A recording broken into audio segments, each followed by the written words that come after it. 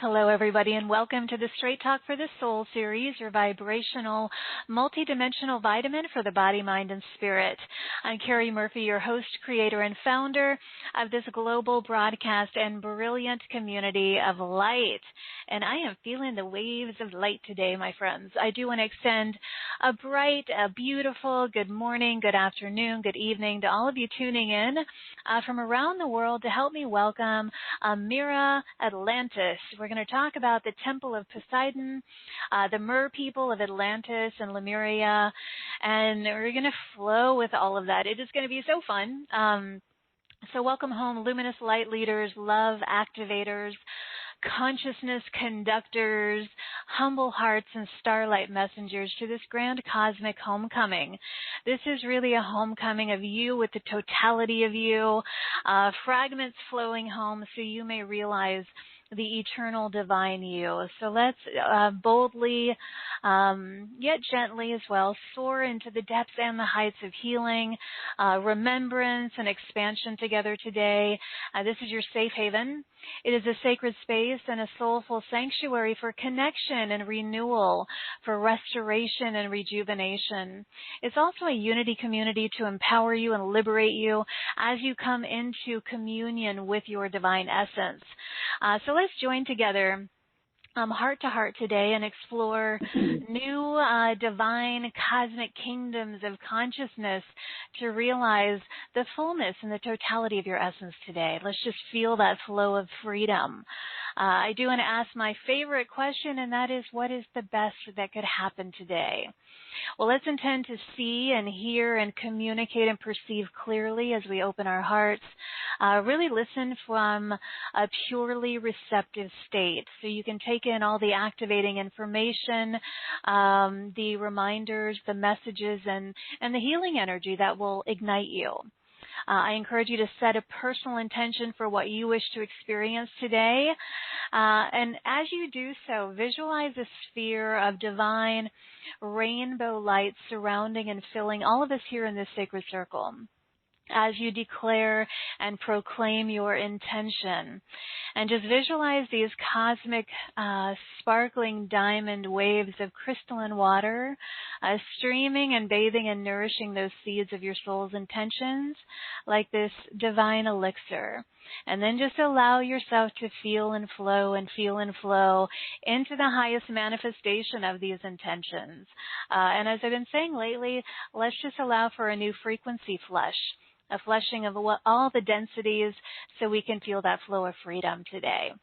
My personal intention, as always, is to be a pristine, clear ray of light and love, a pure transmitter of God consciousness, and an immaculate, pure instrument of the divine in selfless service for boundless miracles to unfold here today.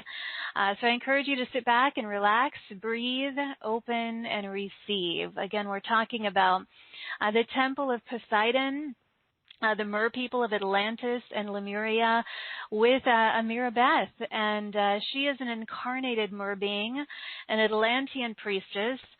She holds the ancient philosophy, wisdom, and the knowledge of the great kingdoms of Atlantis and Lemuria in her DNA and her soul remembrance. Ameera is a direct conduit to the Mer world, the sacred feminine, and to the element of water. She brings forth messages from Ocean Mother Yamaya, Archangel Metatron, and she teaches sacred geometry. Her mission and her passion is to inspire and ignite the remembrance of our purpose for incarnation through our own connection to our soul origins and our sovereignty. Ameera is also an intuitive healer, an advanced past life regressionist, an author, and a conscious clothing retailer.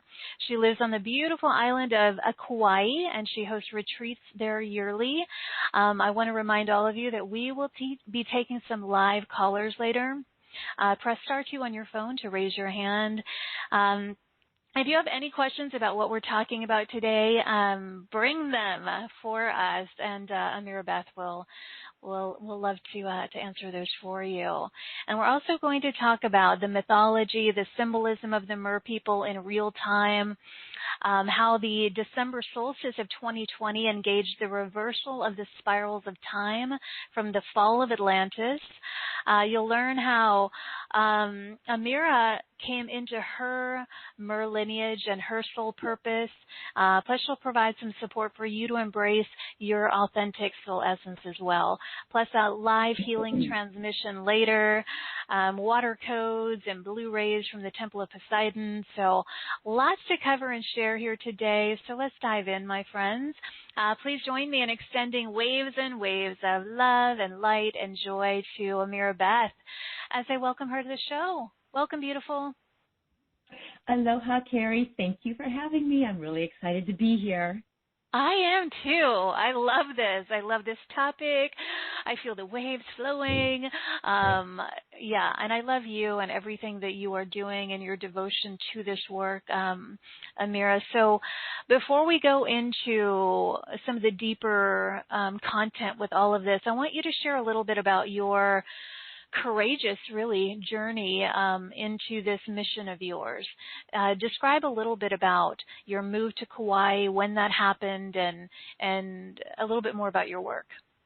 Okay, thank you. And I really like to share this story because I think that there is lots and lots of us out there in the world who feel a calling in our soul.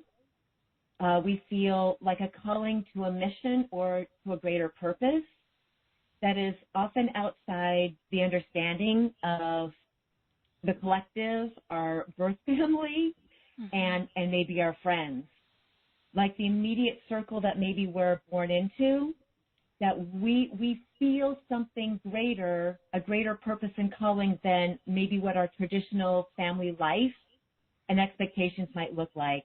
And, you know, when I had my big awakening about 14 or 15 years ago, I had a very, very sudden awakening and remembrance that I had a call to duty for the planet. And when that transformation began to happen, it was so sudden and kind of so shocking to me and everybody else around me that I suddenly realized how different I was becoming from my family.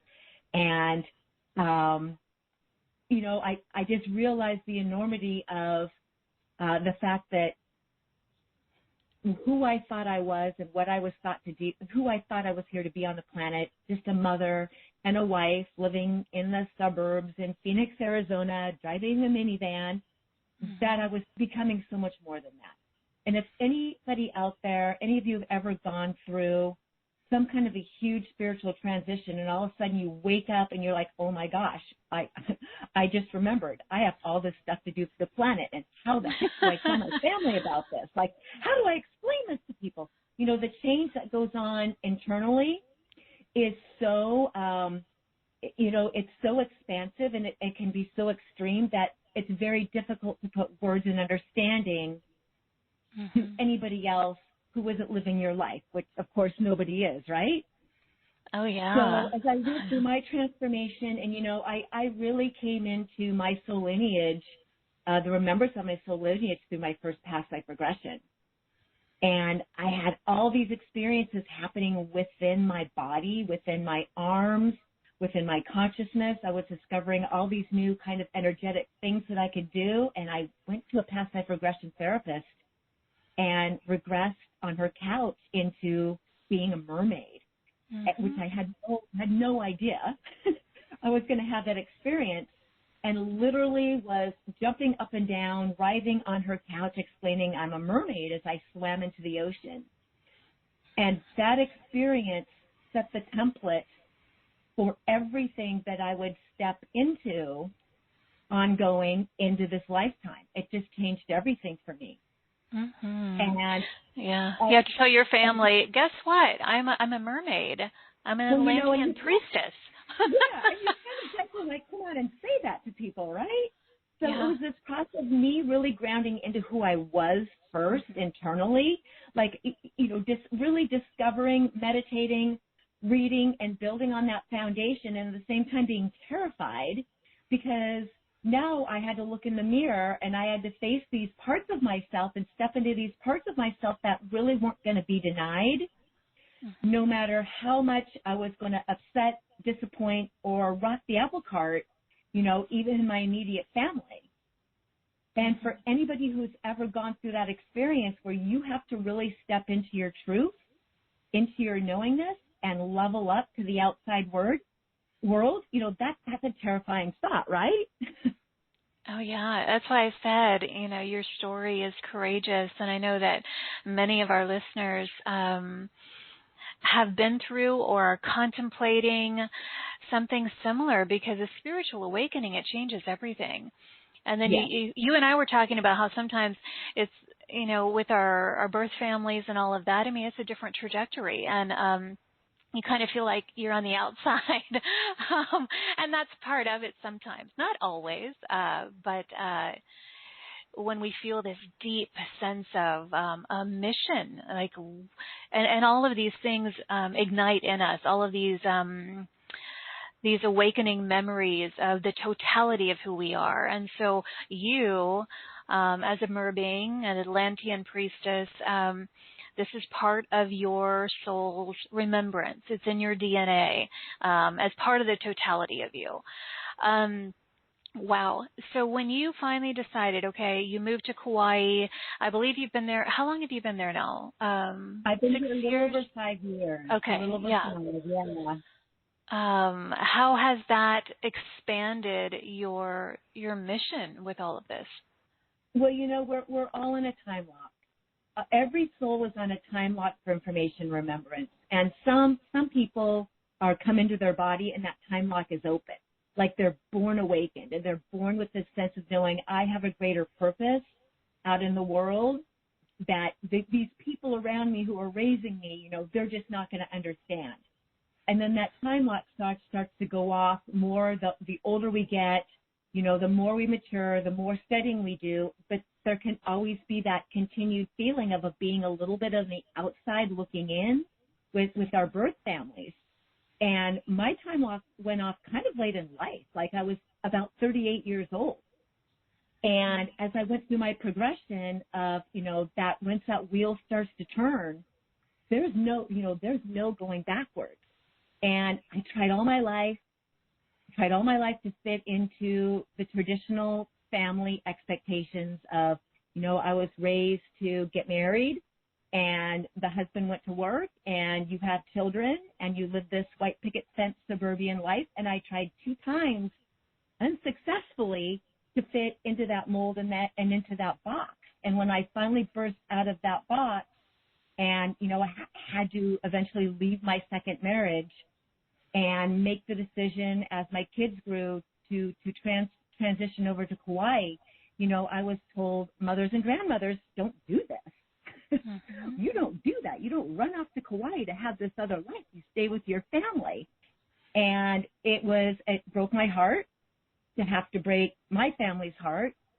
But I knew that if I did not go into alignment with my soul, if I didn't do these retreats on Kauai, if I didn't step into my mer energy and start talking about the Great Kingdom of Atlantis and all things that are surrounding this great transition and awakening that we are going through, mm-hmm. you know, that's a long, slow, painful death for me. Well, yeah, and now you inspire others to really step into that, you know, and you provide so much knowledge and wisdom to support people, and especially a lot of the people who are listening, especially if they've been drawn to this call, you know, they do have a part of their soul essence is Atlantean or Lemurian or both, mm-hmm. And you help people reignite the gifts and the memories from those experiences. And I love reading about your remembrance and visions of Golden Atlantis and Lemuria, and now, you know, you've been working with Archangel Metatron for years now, yes. And you teach sacred geometry, and so that's really fascinating too. And you know, you're an intuitive healer, and there's so much that you're doing. So let's move into talking a little bit more deeply about the role of the Mer people in this rising of the Great Kingdom of Atlantis, and also the healing between Atlantis and Lemuria. So I know that's a big topic, but where's a good place to start? You know, a good place to start, I guess, would be to say that anybody who has heard of Atlantis and Lemuria, so many of us feel a call to understand and reconnect to the mythology of those lands, because we know that they're not made up places. We know that they are civilizations that existed and really still exist on the great spiral of time and no time. And there's a part in all of us, and every single person on the planet, every single one of us who is here now has had a lifetime in Atlantis, Lemuria, or both. Mm-hmm. We have, all of us, literally reincarnated from those timelines to take part in what's happening on this planet today, which is the healing between Atlantis and Lemuria and the return of the grids and the timelines of the golden age of the Great Kingdom of Atlantis. And how the mer people fit in with that is, of course, mermaid iconography and mermaid symbolism is just, it's huge in the collective consciousness over the last years. Mermaids are showing up everywhere. Mm-hmm. Every girl wants to be a mermaid. There's, mermaid symbolism everywhere you look. And that has been done purposely to take the mer energy, the mer iconography out of mythology and out of the unconscious or the subconscious and return that to the consciousness of the peoples of this planet, because the mer beings are just as real as Atlantis and Lemuria. And Cari, I know that you identify with the mermaid archetype. Mm-hmm, absolutely. There are many, many women and some men too who have literally returned as incarnated mer beings, because the mermaids are holding up the grids and resetting the grids and the foundation for the return of the sacred feminine. The mer literally hold the templates for the goddess energy to rise up through the earth, through the bottom of the ocean, and anchor in the goddess timeline. Mm-hmm. Yes. yes, and yes. And we have a lot of people writing in who have felt that, that connection to mermaids or dolphins, and they've never really understood why. And so that's what we're talking about here. And it is meaningful and purposeful if someone does feel that. We're multidimensional beings. We live in many different existences and realities simultaneously. There's no past, present, and future. And most of us know in our souls that we come from someplace else. We come from, the fairy world, or we come from a star system, or we come from the mer world. We know that our soul is not just strictly human. And most of us, I don't even really feel like I'm a human. I'm just playing some kind of a role as a human. I've got this avatar from the mer world that I am completely connected to, named Ameera, that has, that is animated as a human body. And I think that's a really common thought that we think might be fantasy, but it's not. It's really what's happening. Right. Yes. And so, there's a lot of information that you bring through about Golden Atlantis, the Great Kingdom of Atlantis, and very, powerful details and visuals that, I've had over the years too. I mean, it's why we feel drawn to some of the imagery of the temples, or, you describe how Metatron was in charge, so to speak, of the creation of the design of Golden Atlantis. Yeah, and did it with sacred geometry in mind. And so all the temples and different spaces were created in a very conscious way with sacred geometry. Yes. Yeah, powerful. Sacred geometry and nature. Mm-hmm. Everything had the natural world and the elements imbued within it, every creation. The Atlanteans and the Lemurians lived extremely close to nature, the elements, and to earth. They lived in a symbiotic relationship. It was a completely organic and natural world in its original state. Mm-hmm. Well, let's go ahead and talk about the real fall of Atlantis. I mean, I think many people are confused by it. Some people even have written in when we've done shows talking about Atlantis or Lemuria, who have these internal trauma memories of Yes. that. So let's talk about, from your perspective, what really happened and why. Okay. I work with a lot of people who either consciously or unconsciously remember the Fall of Atlantis or even Lemuria. Oftentimes it's people who come to me and they have a fear of drowning.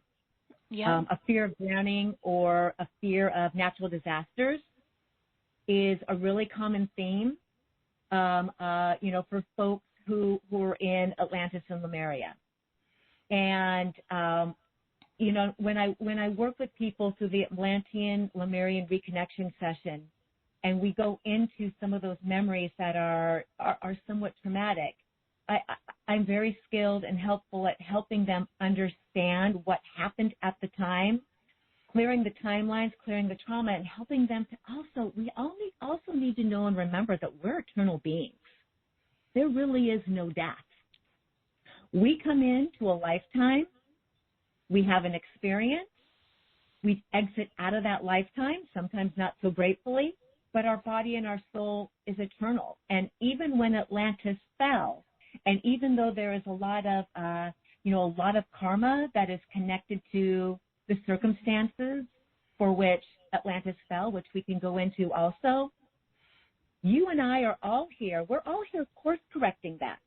We're all here balancing that timeline. We're all here balancing that karma, and we are recreating and we're reversing the 13,000 year ago fall of the last golden age of the Great Kingdom of Atlantis. On December 20th, on the solstice, December 2020, we actually went through, when we had that grand conjunction. Do you remember that? Mm-hmm. Oh, we did some big shows then, yeah. Mm-hmm. It was a bigger portal than most people know. We actually exited through the pinhole of the timeline of the centrifugal center point and began to reverse the spiral from the last fall of Atlantis. And if someone's hearing that and says, what does that mean? Right? I can hear you going to look at, tell us more, Ameera. What does that really mean? Okay. So what that means is when I see time and when I talk about time, I look at it as a spiral. No past, no present, no future. Everything happening at once with layers of timelines and experiences, like in vertical, in vertical motion, all layered on top of each other, happening at once. The spiral that happened to come 13,000 years ago from the fall of Atlantis, that particular spiral literally spun itself into it compressed itself enough, I guess would be a better way. And if you know anything about what's happening in the world, we're in a huge compression point right now where everything feels kind of super dense, kind of super serious, kind of super, unknown, but at the same time very, very exciting because we know something new is birthing. Mm-hmm. That timeline passed through the grand conjunction, okay, that Saturn and Jupiter alignment passed through that grand conjunction, came out the other side, and we are now beginning to unwind or unthread that spiral back the other direction. Does that make sense? We're reversing it. Yes. Yes. And so for the purpose of really healing a lot of what happened with the fall of Atlantis, this is kind of recreating a new opportunity to experience, as we've been saying here, a heaven on earth, here and now. But if someone is wondering, was I a part of that? Was I a part of Atlantis? Was I a part of Lemuria? For me, I was part of both. And I think some people are, and you mentioned that as well. And there were different qualities, different experiences that took place on both. Do you want to highlight some of those for those who might be wondering which they may be more connected with or may have had more of an experience with? Yeah, absolutely. And so it also needs to be said that fortunately it's not going to take us 13,000 years to rewrite the spiral and go back. Yay! Thank you for highlighting that. We don't have to wait 13,000 years. Everything in nature is connected to cycles, right? Everything is a cycle. The moon is a cycle. The moon phases. The seasons are a cycle. Women's bodies are a cycle. Everything flows in a create, destroy, and recreate kind of cyclical form in God and nature. We are coming out of we came from the creation. We're in the destruction phase, and on the other side of the spiral, we begin into the recreation of a brand new phase. Okay, so kind of put that in your head. Let your mind wrap around, we're just in another cycle. This happens to be a big cycle that is going to affect not only planet Earth, it's going to affect the entire cosmos, because when Atlantis fell, not only did it karmically affect all beings who were there, and if you think you were there, you already know. Like, just know, if you feel connected, if you wonder, was I there, you already know. And all I can do is validate your own inner truth and help you with the expansion of going in and grounding into those memories. And not all the memories are bad, by the way. I have people come to me for Atlantis reconnection sessions, and they remember fantastic gifts. Oh, yeah. They Healing remember, modalities. Yes. Yeah, like what life was actually like to live in utopia and live in paradise and live under the law of one. So not everything about Atlantis is about trauma. What we're actually trying to remember now is not to focus on the fall and on the trauma and on the technology and some of the things we can go into if you want to that create. We know what created the fall of Atlantis. It was misuse. Misuse of power. Misuse was specifically artificial intelligence. Mm-hmm.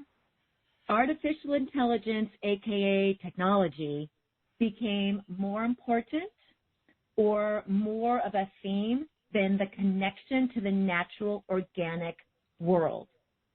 So if we look at what's happening in this life now, like how much is artificial intelligence and AI actually affecting and controlling and programming everything around us? Now, technology can be amazing. Technology can be a real asset.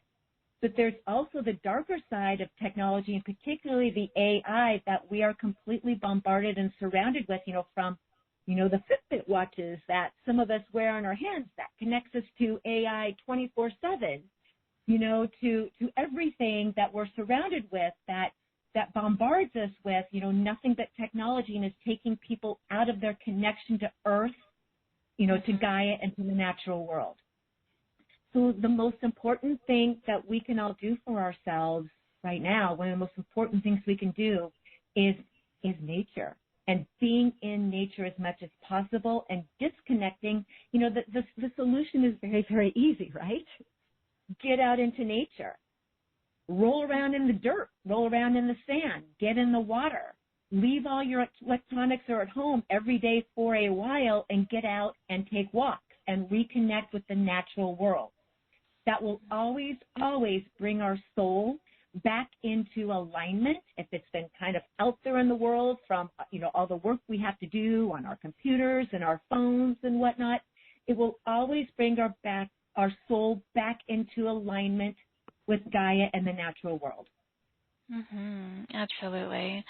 Well, it just feels so good, just breathing in the air and connecting with the plants and the trees and the flowers and the animals and crystals and and the water. I mean, you're so blessed to be right there in Kauai, and it was a choice, so certainly wasn't luck. You placed yourself there, and I moved to the island here. A lot of pre-paving, a lot of planning, and I didn't just one day wake up and go, oh, I get to move to Kauai.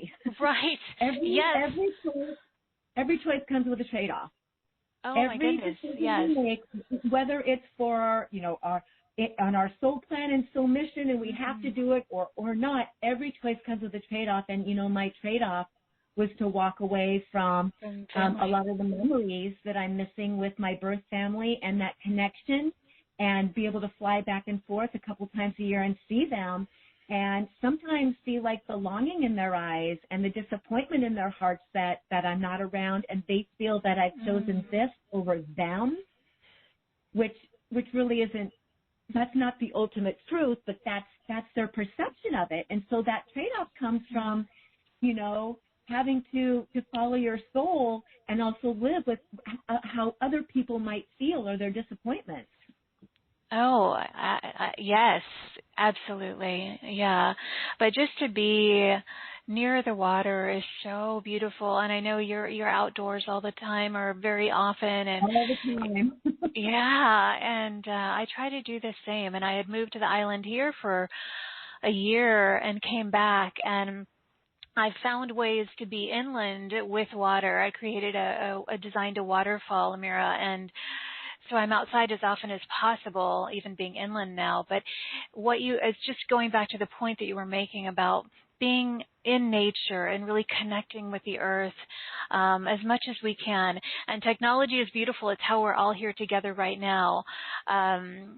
But not relying on it. And I think everything that's happening on our planet today is a reminder of how things, got out of control in terms of all of these things back then in Atlantis. Yes. And it doesn't have to happen. And, a lot of people have been writing in about feeling like they were a part of the destruction of Atlantis, the fall of Atlantis. They have memories or dreams of, I think when you were talking about drowning and all that. And I don't want to focus too much on the trauma, but for those who have written in about that and they're asking, how did the fall of Atlantis really occur? What really happened? So it's really important to point out that Atlantis was not a mistake. The fall of Atlantis did not mean Atlantis was a failure. Atlantis was an experiment. It was an experiment by Prime Creator to get to know itself and other experiences better by sending parts of itself, beings from other dimensions, into this utopian 3D Earth society in the form of a human. And so those of us who came had never had 5 sensory experiences before. It's only being human where we can make love, touch our loved ones, feel water, eat delicious food, smell. All the 5 sensory things that we enjoy come from being in this magnificent human experience.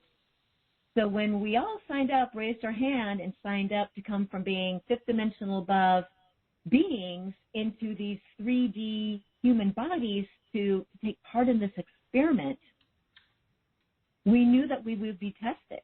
We came in fully aligned and connected to our 5th dimensional connection to spirit. We came in with that full knowingness that, okay, I remember who I am, even though I came through like this veil of forgetfulness, and I came to this 3D planet. And for a very long time, Atlantis was absolute perfection. Everyone lived under the law of one in community. It was a very egalitarian society. Everybody was equal no matter what role they played, whether you were a scientist, a healer, a teacher, a priestess, whether you were a gardener.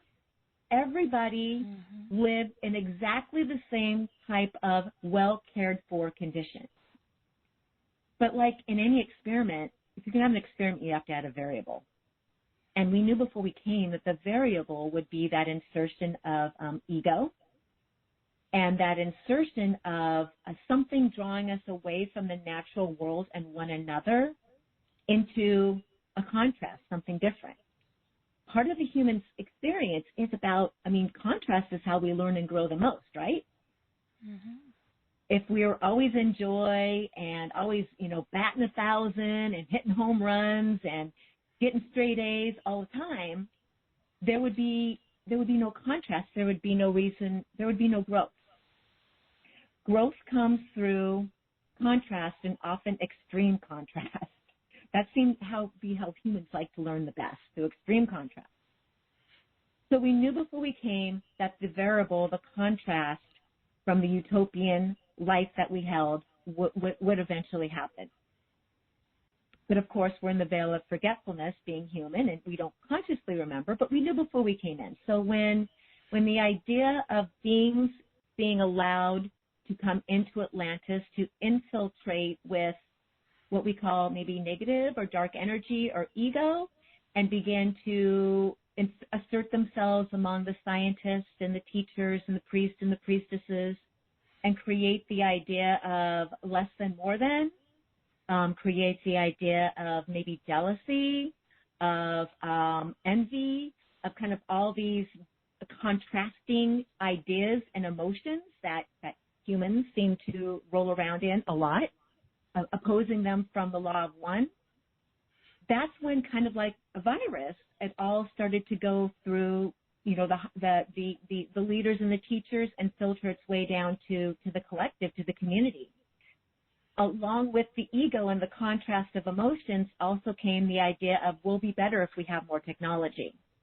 Lives will be easier if we have more technology. If we grow this food maybe in some kind of a lab this way instead of in the ground in the sacred geometry with the prayers and the chanting, because our community is growing. We need to grow more food, so we'll grow it in this kind of lab condition, and we'll grow it with these seeds that aren't quite like from the natural, like putting that idea that life will be easier and more efficient through technology began to catch on like wildfire. And those who fell into that very, very quickly, and those who saw it coming, who tried to kind of stop it or slow it down and bring the awareness of like, hey, we're going away from our fifth dimensional connection, and we're going away from our organic union with the earth.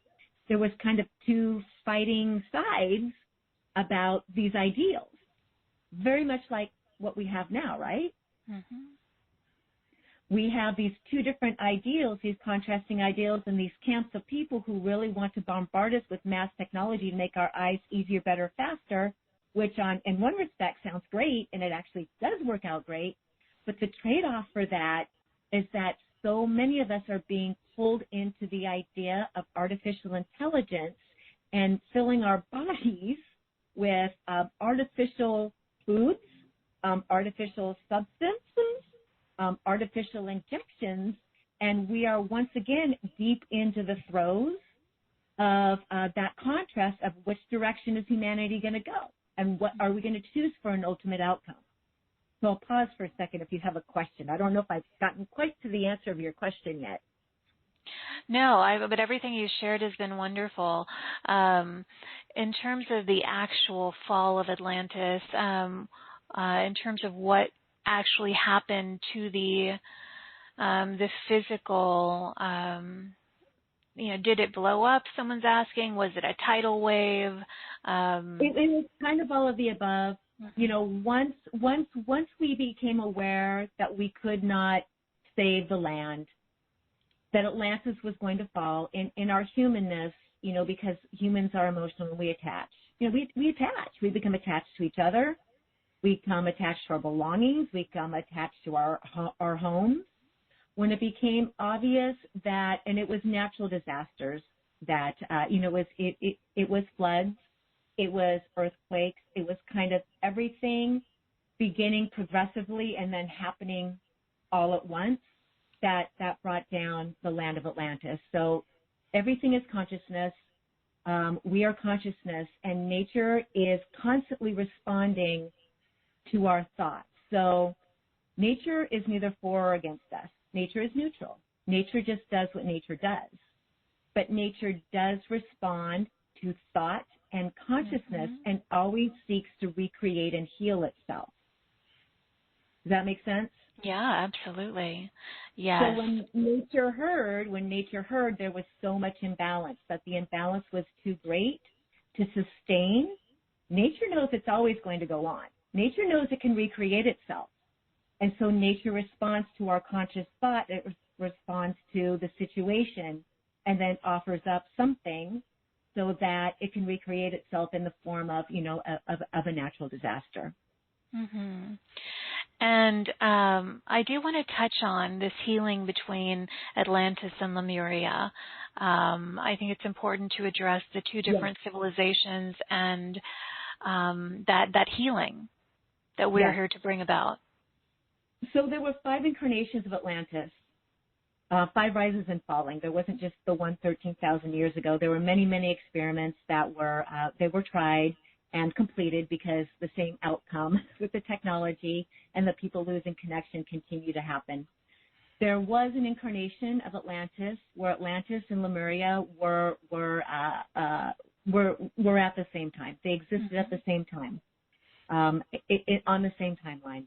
And the Lemurians were very beautiful, simple but complexly beautiful, earth-loving beings. And when I say simple, meant they didn't really feel like they needed much. They fully understood and were connected to nature, to one another, and to be in symbiosis with the earth. And for a while in that incarnation, Atlantis was the same. When the Atlanteans began to take on more technology, the Atlanteans were more right brain scientific. The Lemurians were more left brain and, did I say that backwards? Yes. The Atlanteans were more left brain scientific. The right brain Lemurians were more creative and open, right? And when the right brain, the left brain Atlanteans at some point decided that they were, superior because of their intellect and because of their inventions, then the Lemurians they became a great war because the Atlanteans tried to enslave Lemurians. And there was a great and devastating war because remember that not only is it right brain, left brain, it's also masculine and feminine. The masculine Atlantean energy and the Lemurian right-brained energy. And when that division and when that war happened and that macrocosmic, what was supposed to be symbiotic relationship between the two of them, holding that masculine and feminine energies, when that broke apart, in my opinion, that was the start of the separation on a microcosmic level between male and female, or between masculine and feminine in humanity.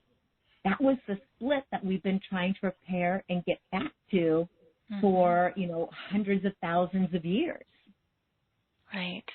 That's why now it's so important to harmonize that and balance that, and that's why we do this show and we talk about this all the time.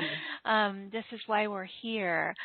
So thank you for all of the details. I think it's really satisfying the thirst to know more or to remember, because people are like, oh, I have some memory, but this helps to ignite a little bit more. And I know that all of you listening, you have gifts and abilities from these timelines and periods that you're here to bring back.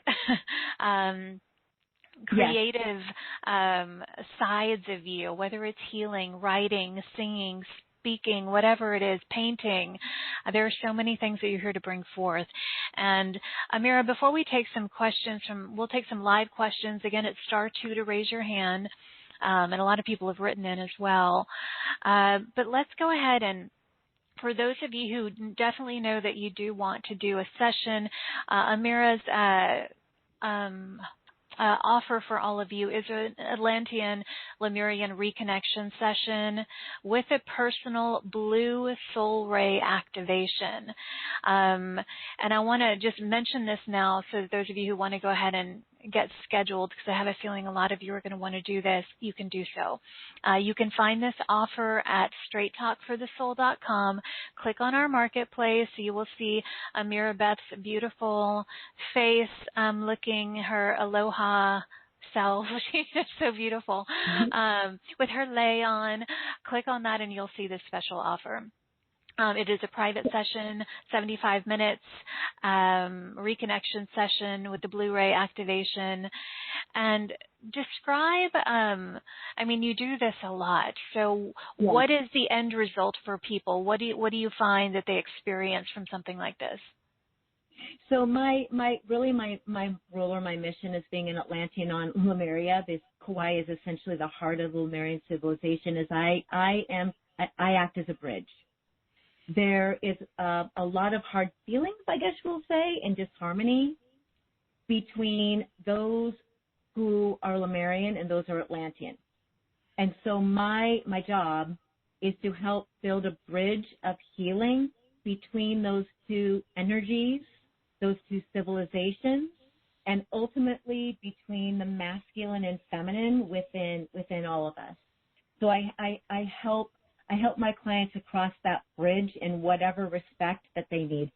Not every Lemurian is upset with the Atlanteans, but there's a lot who are, and there's a lot of, hard feelings and trauma around the feminine energy, angry at the masculine patriarchy for, its oppression. So it all fits together. So when you come to me for a reconnection session, we talk directly about what you feel your connection is to either Atlantis or Lemuria or both. And most people have some kind of idea about which land they resonate with more. If you don't, that's okay. We can figure that out. And then we talk about how if you were to remember or if you were to heal or reconnect something about your Lemurian self, your Atlantean self, or both, and bring that back together and remember, go into a conscious memory of a lifetime there that supports you on your path here in this life, helps you on your path in this life. That's where we go into, and basically you get a regression. You get a regression into that lifetime. Even if you've never done hypnosis before or think you can't be regressed, I'm very, very good at what I do, and I have a very high success rate to get people into an epic experience. We go in and we look at together very deeply a lifetime or whatever you are looking to reclaim and heal, and then I bring up those grids, or I bring up those light codes or those transmissions up into your essence, so you can not only hold them in your energy centers and your aura, but you can actually become a conduit or an antenna for that energy out into the world for that reconnection if you want to. Mm-hmm. So they can reclaim those gifts from whether it was Atlantis or Lemuria or both, clear trauma if needed, and just really reclaim their purpose here and now that brings forth all of that. And you do it in a really safe space, of course, and the Blu-ray activation. Yes, somebody was asking about that. Because there actually, I want to say, there were 3 people that wrote in saying they felt like they were a blue ray. So does that have anything to do with this blue soul ray activation? So being a blue ray is different than the blue soul ray activation. There are those who feel that they, kind of the label of their title is you come from the blue ray. So that's going to be something different and the same, actually, I'll say, because if you are a blue ray, if you identify as a blue ray soul, then you hold blue rays, one or more, automatically within your essence. Your blue soul ray is not your aura. Your soul ray is the color or colors that come down, that you extend from, that come down from your higher chakras into your crown chakra. So when I open up a blue soul ray, it's a water ray. I love it. All of us who identify with dolphins, whales, mermaids, ocean, hold a blue ray, one or more blue ray codes, whether you know it or not, you do. There are 5 different blue rays that can potentially be activated.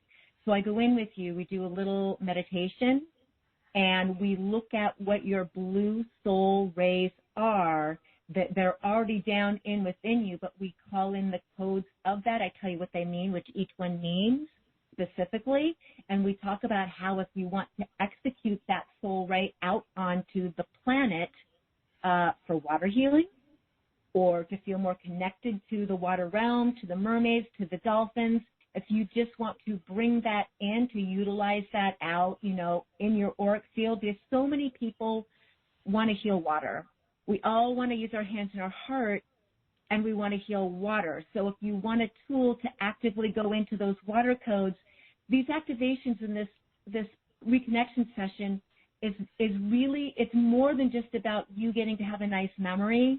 It's about you getting to take an active participant role in becoming an antenna, like a lightning rod, for spirit, and bringing up the grids of Atlantis and Lemuria to help the restoration for the entire planet. Yeah, thank you for mentioning that. This isn't just a fun journey of a memory. This is for a greater purpose to bring that Yeah. back. So for those of you who are feeling called to do this, it's a wonderful opportunity. And if you're listening, you must feel some resonance or you wouldn't be here. Exactly. You wouldn't be here. But there are also two bonuses, the True Feminine Geometry Activation MP3 and the Metatron's Cube Activation MP3 that you have included in this offer as well. So thank you for creating this. And I'm excited to see who you get to connect with and bring more of this forward. So what I'd love to do now, Ameera, is take a couple live callers. For those of you who are writing in our webcast, I'll take a couple questions. And then you have a healing transmission.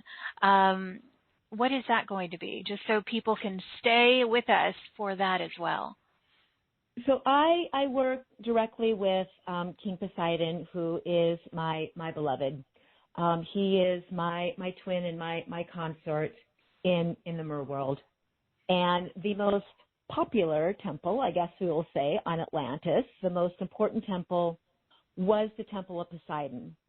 That was the temple that existed right on the edge of the sea, the main healing temple or portal where, first of all Mer who came up from the waters and shapeshifted and walked on land and, did our healing work with the Atlanteans.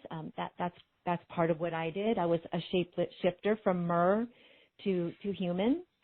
The Mer came because we love humans and we love humanity. We served humanity then, we serve humanity now. And so when we would come up to the Temple of Poseidon, this is where folks would come from far and wide to receive healings, to take courses, to take classes, to work on, learn about their body of energy, to be in community.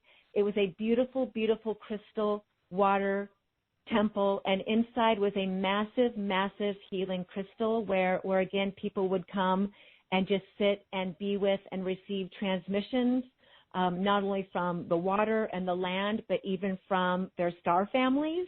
They could connect to their star families of origin when they came, and it was a complete, all-encompassing community center. So in this transmission, we're going to take a little journey into the Temple of Poseidon, and I'm going to walk you into that healing chamber. The healing chamber with the crystal was also known as the beloved chamber. Beloved as in literal beloved partnership, but also that beloved within, that masculine and feminine marriage, Atlantean, Lemurian, male, female within. And we're going to take a little journey into that arena and work with the reintegration of our masculine and feminine together. Beautiful. Thank you for sharing that. Hopefully all of you will stay and join us in that journey. So I'm going to go ahead and take a live caller now. Let us know your name, any question that you have about what we're talking about, and we'd love to hear from you.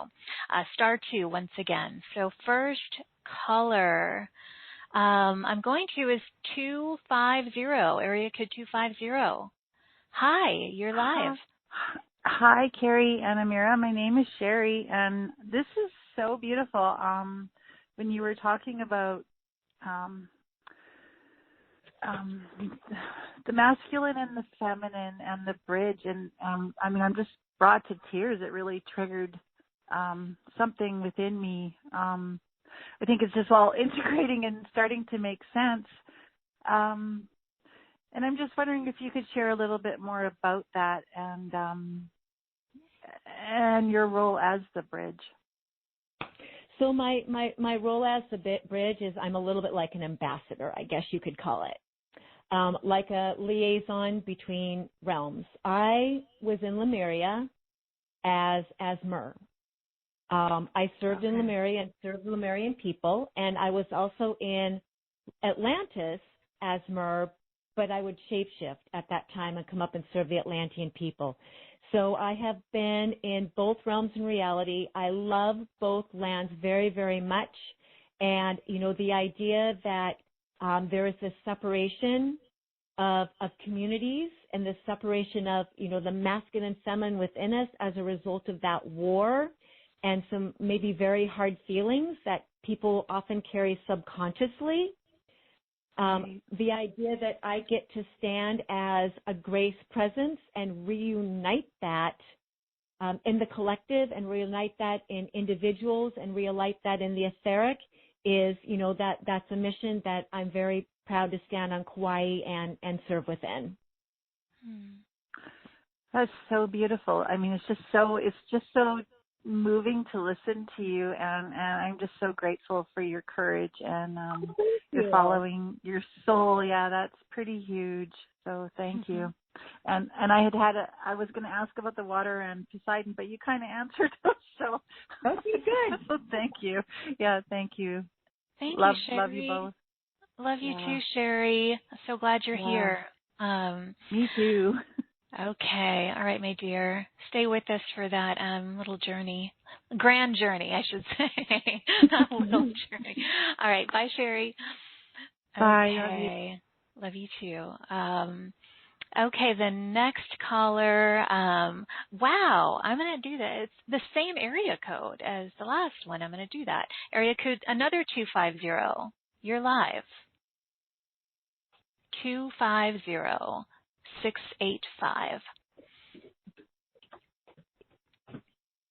Can you hear us?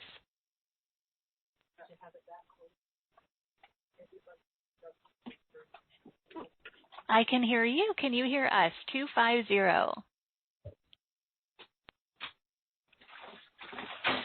Yeah. Okay. I don't know what's going on there. So I may go back to you in a second. I want to address a lot of the people who've written in too, and want to make sure that we have plenty of time for the journey as well. A lot of people wrote in, Ameera, expressing their admiration for your strength and courage, including Jackie. I admire your strength in following your calling. Was there an experience or defining moment that told you to change your life? And what are some of the actions that you've taken to soothe yourself when missing your family? Thank you so much for being so honest in your story.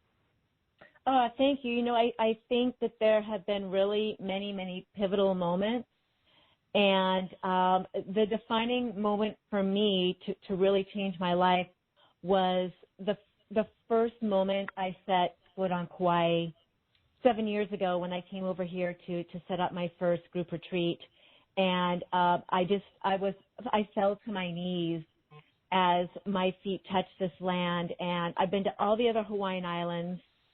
I loved them, but they did not have the same effect that Kauai did on me. And I knew as I was here January 14th on the full moon that this would be my home and that I would do anything I could to be here as often as possible. I just knew it, like I couldn't live without Kauai. And, soothing myself as I'm missing my family. I didn't get to go back and see my family in Portland because of COVID for over a year. Mm-hmm. And that was really, really hard. And, and your family is always your family, but, there's nothing like hugging and touching your children and your parents and being present in their lives. And I had to soothe myself by being in a state of grace and acceptance and gratitude for how Spirit was taking care of me throughout this time, and also being grateful that my family, my children hung on to their jobs, which was great. Everybody around me continued to thrive, and I didn't have to worry about them. Mm-hmm. And when you're far away from people you care about and you don't have to worry about their survival, like that's a really huge healing gift. Yeah. Yes. Thank you for that. And Jackie, thank you for writing in. I'm going to read something from Linda from Ottawa. She said that her awakening happened later in life as well, but later than you. She said, how do I get the energy back to follow my mission? I'm really angry. It took me so long to wake up. Okay, so the first thing is let go of the anger. like carrying that resentment or that anger towards why didn't it happen sooner, like that's never going to serve us because, oh my God, lady, you did it. You're here. You're awake. You know, it's better to arrive late to the party than to not arrive at all.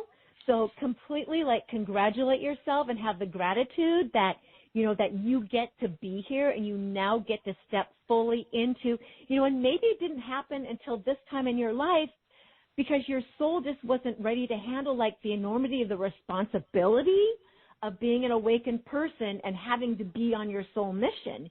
You know, maybe it just took, you know, your time lock just needed to give you this time to have enough other experiences and foundations behind you before it could happen, and then you could actually take on the responsibility of fulfilling it. Mm-hmm. Exactly. Yes. You're here, Linda, and I know you're here in this community a lot, and we appreciate you here. So let me read one more, and then we'll go into the transmission. Natalia said, I'm feeling such a sense of loss these days. I've lost a number of loved ones recently, but it feels like I'm mourning our whole world breaking apart. Is this just a remembering of the pain of the world breaking open? I'm not sure if you understand the question, but it sounds like she's wondering if the sense of loss is more than just losing some of her loved ones, but it's about mourning the world breaking apart, and maybe as a memory of what's happened before.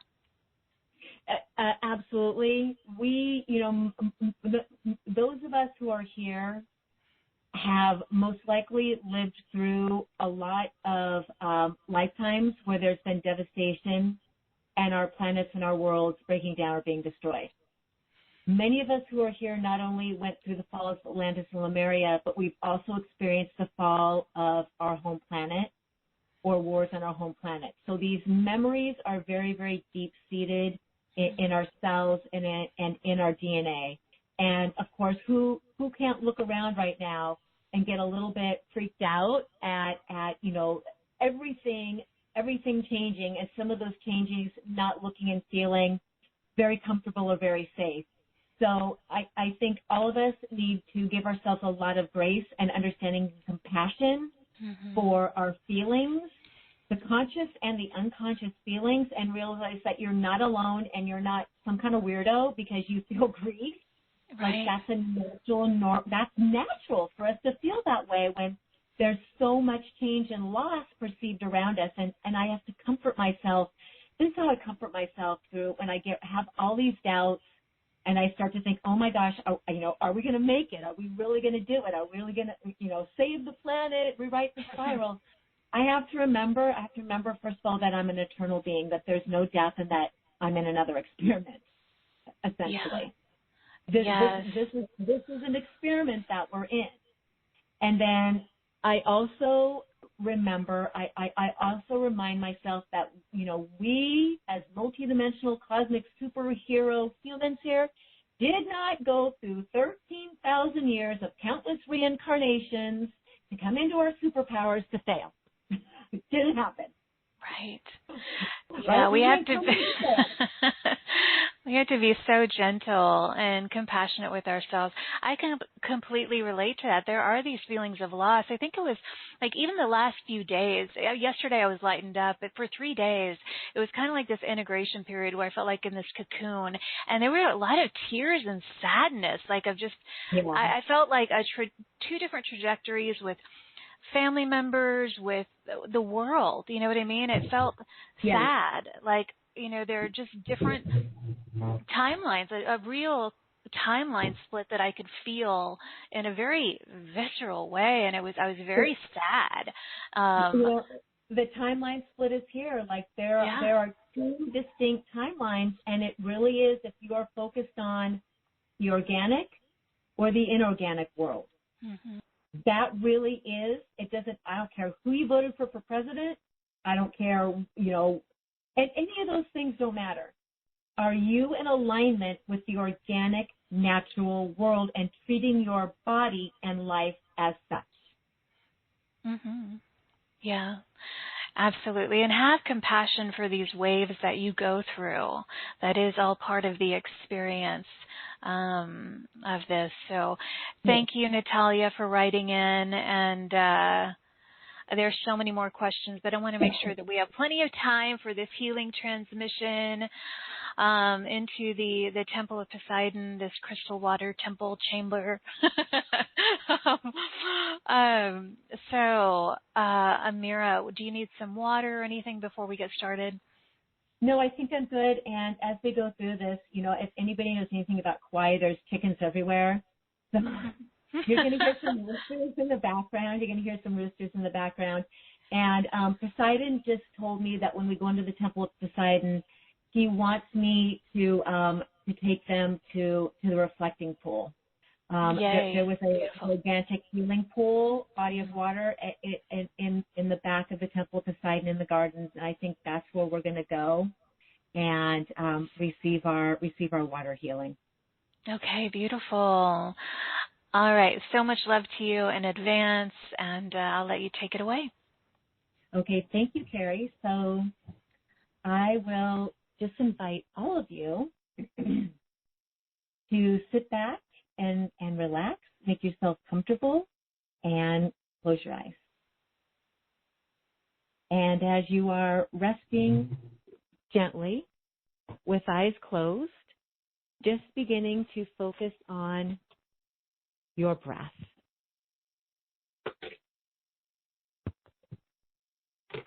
And just allowing your breath to take you a little bit deeper into relaxing the body. And as you're focusing on nice deep inhales and exhales, you are also focusing on the sound of my voice. And the sound of my voice becomes the only voice in your head, the only sounds that surround you. And you allow the tones, the waters, the energies coming through this voice to bring you just a little bit deeper into relaxation. You go just a little bit deeper into relaxation, feeling yourself, feeling your energy gently consumed, gently surrounded and cocooned by soft, flowing waves of watery light. Just feel your aura fill with soft, flowing, gentle waves of watery light.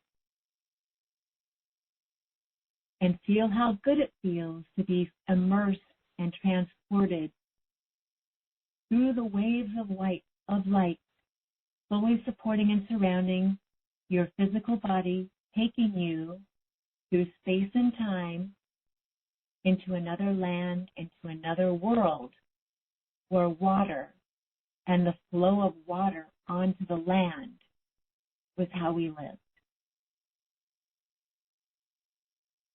This journey of transportation takes you in your bubble of watery light to the steps of the great Temple of Poseidon in Atlantis. And just take a moment to feel into this beautiful, great crystal temple of light. However this temple of light appears in your mind's eye is just fine. Just allow the luminance of the crystalline structure, the luminance of the grand temple steps to appear before you. And as you step out of your watery wave light cocoon onto the temple steps, you stop and you look around. And you notice the trees, you notice the flowers, you notice the grand water fountain flanking the sides of the Temple of Poseidon. You notice the beautiful pools of water, the flowing rivers trickling down and around this beautiful watery temple. You look at your hands and arms and your skin, and you notice what your Atlantean form looks like. You notice the clothing. You notice your hair. You deeply begin to embody your Atlantean self in its grandest form. And you notice how it feels to be an Atlantean in this very beautiful place.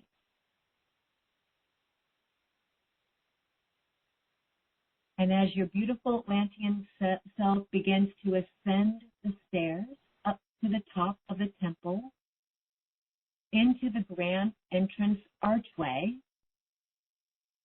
you notice as you begin to pass through the foyer how beautiful and illumined the Temple of Poseidon is.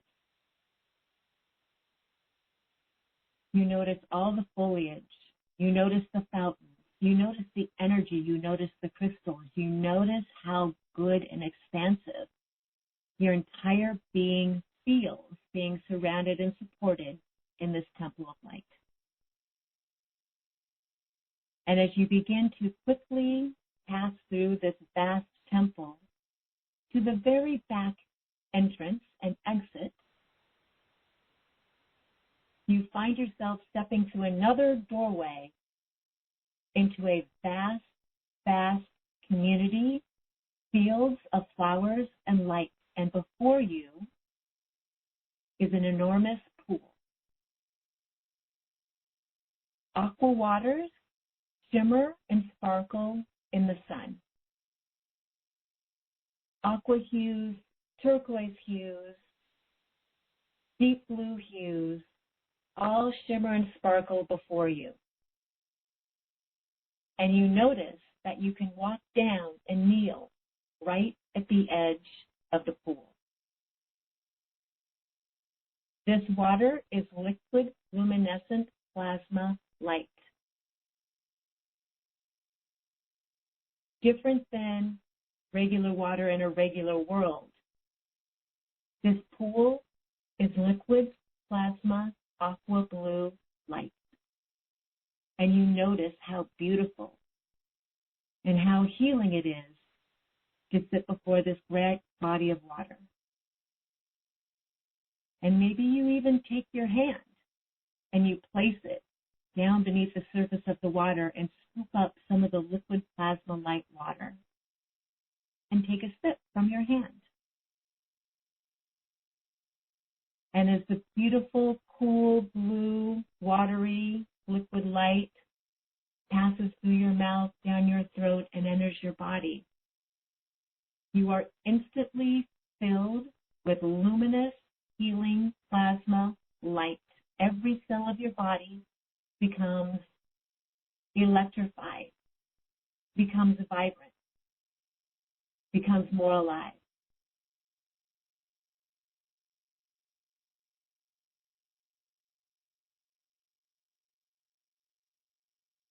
And as you gaze down into the reflecting pool of the liquid plasma light, whether you are male or you are in female form in this vision, when you look down into the water, you see your opposite. You see your contrast.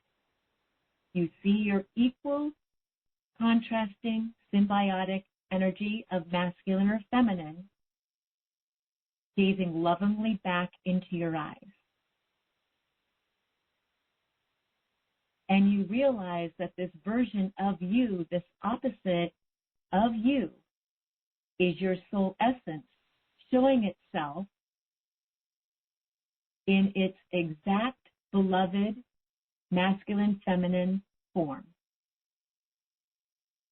And you gaze into the eyes of your beloved self, your beloved masculine or your beloved feminine, and you gaze at the perfection and the realization that there always was wholeness within you. And that what you see in the mirror is just a small glimpse of that which you see in the reflecting pool that creates the totality of you. if you like, you can reach your hand out into the surface of the reflecting pool and touch your own hand against the hand of your beloved. Touch your fingertips, touch your palms, and recognize that there is union within you and around you through this very deep realization of your sacred self and of the full integration of your masculine and feminine has always been with you. Notice how beautiful you are. Notice the beauty smiling back at you. I'm going to give you just a moment to talk to your sacred self, to talk to your sacred beloved within, and receive a message and ask for the remembrance of the return of the fullness of your integration to your masculine and feminine self. Begin now.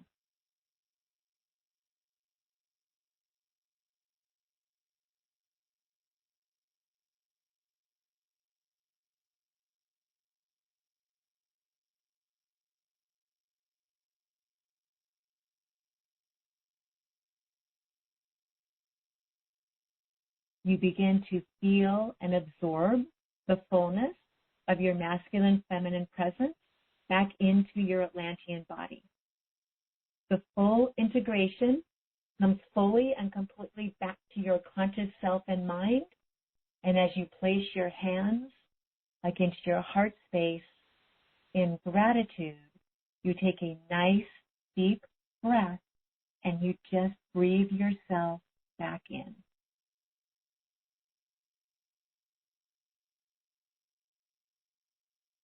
To complete our journey, just gently stand up from where you're at on the side of the pool and return back to the doorway you entered, the back of the temple. Moving through the Temple of Poseidon, the grand lobby, noticing the beauty all around you again. Through the front entrance, down the steps of the temple, and you feel yourself fully integrated, returning to your liquid plasma light, watery light code, auric transportation, auric field. And stepping back into the liquid plasma light auric field, you gently return to this time, into this place, into this reality, acknowledging and embodying your fully unionized self. And then just open your eyes when you're ready.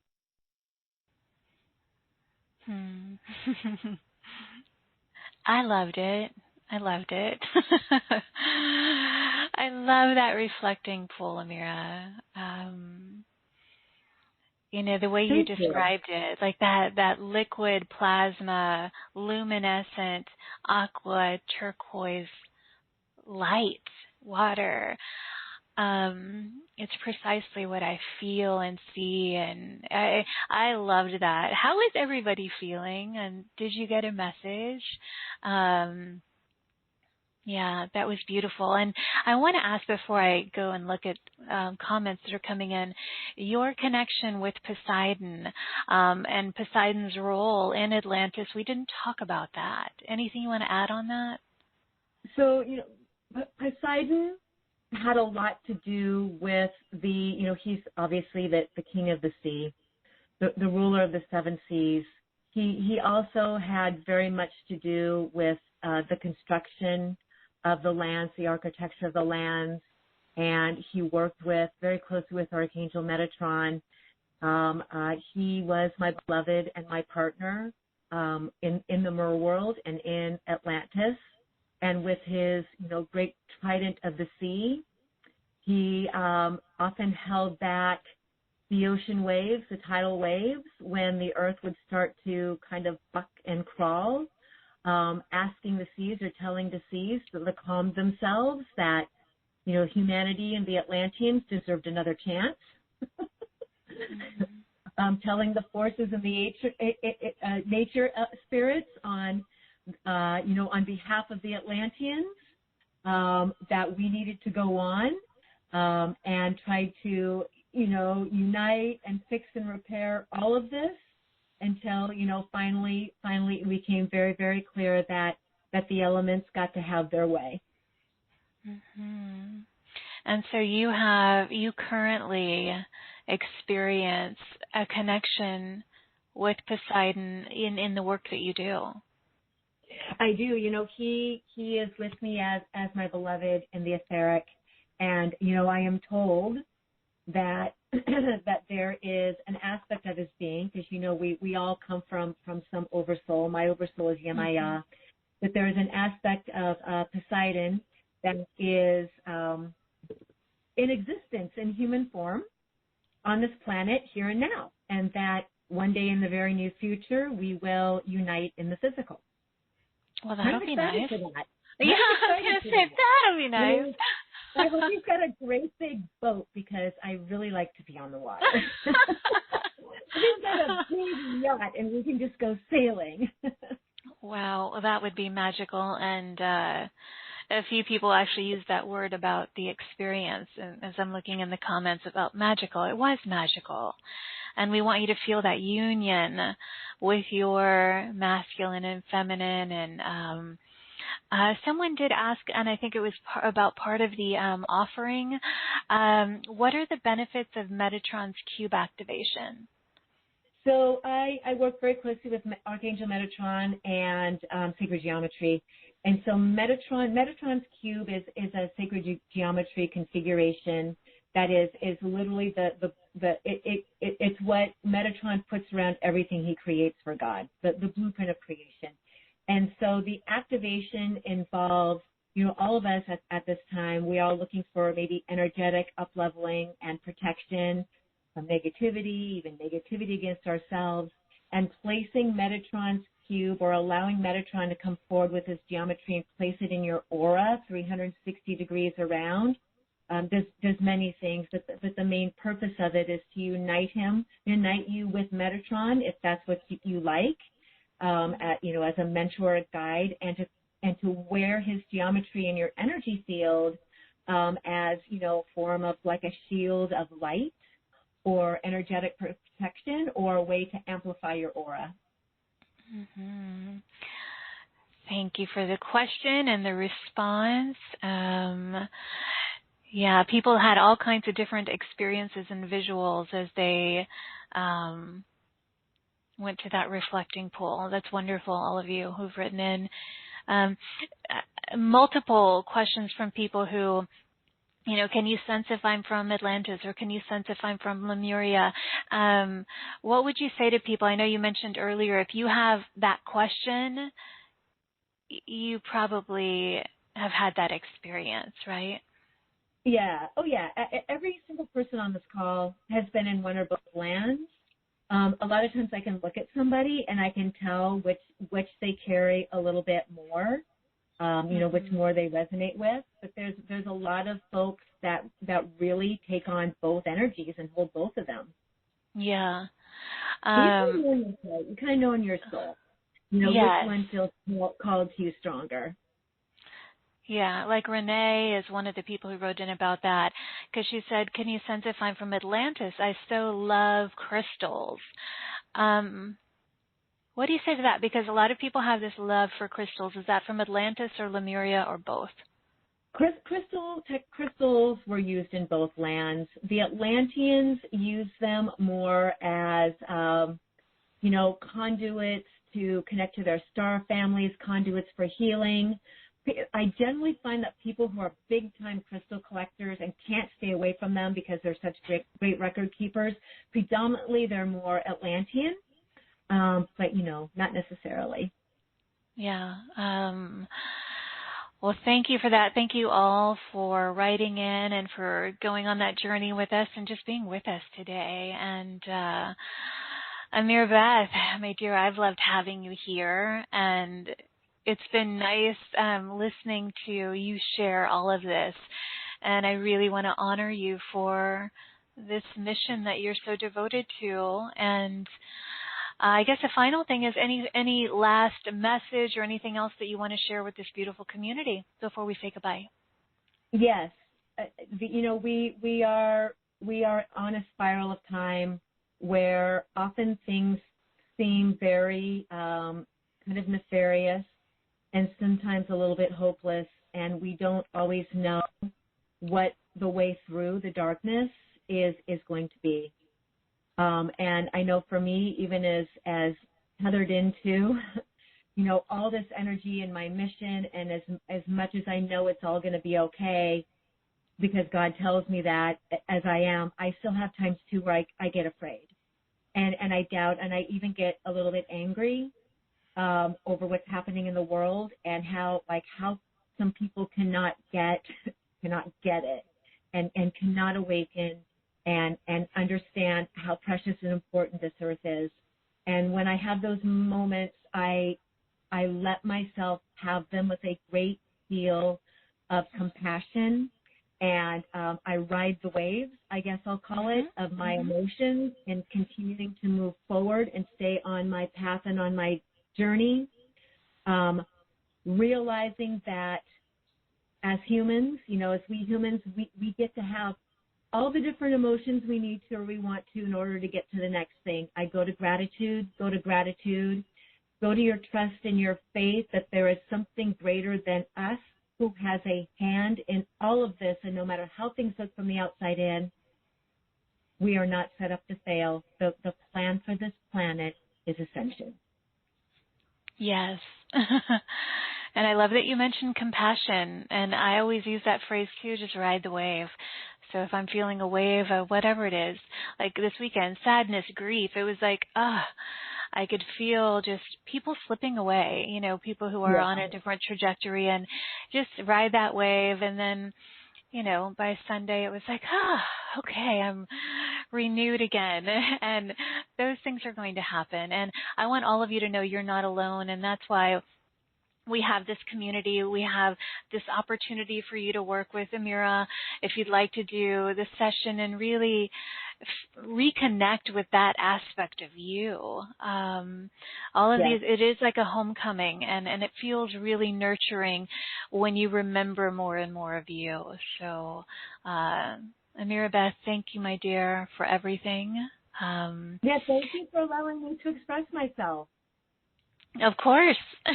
I think you inspired a lot of people. Not only inspired them, it inspired from a human perspective in terms of your choices, yes, but it also ignited some remembrance within them. So beautiful, beautiful. So thank you, and to everyone who's joined us or who will join us, thank you for the gift of your time, your openness, your love and presence today. It's been an honor to have you with us. And as we bring the show to a close, acknowledge this invitation to expand on this journey with Ameera Beth. You can experience an Atlantis and Lemuria reconnection session, the personal blue soul ray activation. That is an opportunity available for you. I hope that you will receive this support so that you can experience more of your totality of who you are. Just remember that you are brilliant, you're resilient, you're dearly loved, and you're certainly not alone. Thank you for joining us on this soulful adventure today. I am sending rainbow crystalline waves of new earth grace and glory and gratitude from my heart to yours. May you feel it, receive it, and please offer it to those you encounter today or tonight, wherever you happen to be in the world. And as always, until next time, please give yourself full permission to shine instead of shrink, express instead of suppress, and own that amazing, powerful glow of yours. I'll see you back here in this playground of light again tomorrow. Bye, everyone.